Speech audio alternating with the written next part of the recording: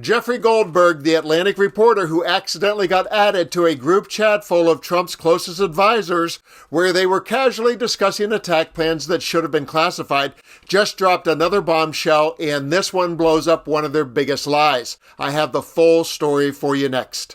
Goldberg appeared on Meet the Press today with Kristen Welker, and in this clip you'll get a quick update on the story, his answer to the question, are you worried that Trump will come after you, and a very funny self-deprecating remark about how he barely had to do any investigative journalism because Trump's incompetent team did all the work for him. And on the other side, I'll have today's revelation. What we've been hearing from administration officials throughout the week, various excuses, explanations for how you were added to that Signal group chat. Take a listen to some of what we heard.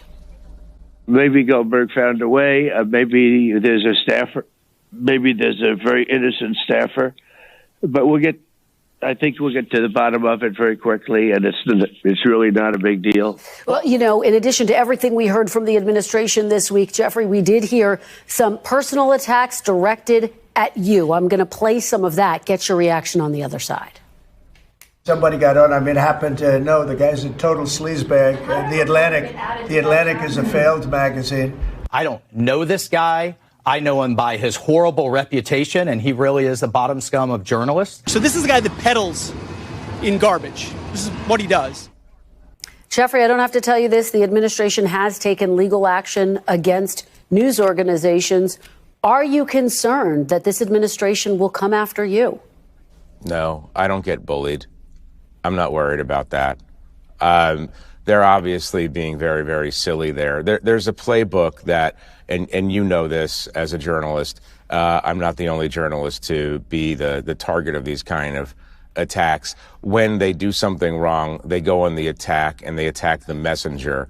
You know, and the odd thing about this one is I didn't really actually do anything. I'd like to claim that I was some bold investigative reporter here. All I did was answer a message request from Mike Waltz on Signal, and then the rest of it just came on my phone. So even if I had those terrible character traits that they ascribed to me, all I did was simply print what they said. So we at The Atlantic are not intimidated by this nonsense. We're going to keep reporting the truth as we see it. And I just think it's kind of silly deflection. Do you have any regrets? I wish that I had not been put in the position to have to release the more sensitive texts.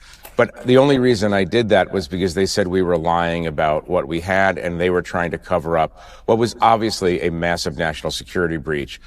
Journalists, I hope, operate in the public interest. The public needs to know that they don't take national security seriously. So that's why I put out what I did.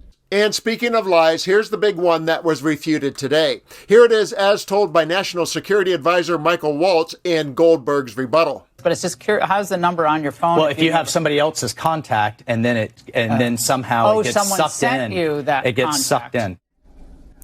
Jeffrey, what do you make of those explanations? This isn't the Matrix. Phone numbers don't just get sucked into other phones. I don't know what he's talking about there.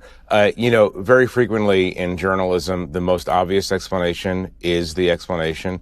My phone number was in his phone because my phone number is in his phone. He's telling everyone that he's never met me or spoken to me. That's simply not true. I understand why he's doing it. But you know, this has become a somewhat farcical situation. There's no subterfuge here. My number was in his phone. He mistakenly added me to the group chat. There we go.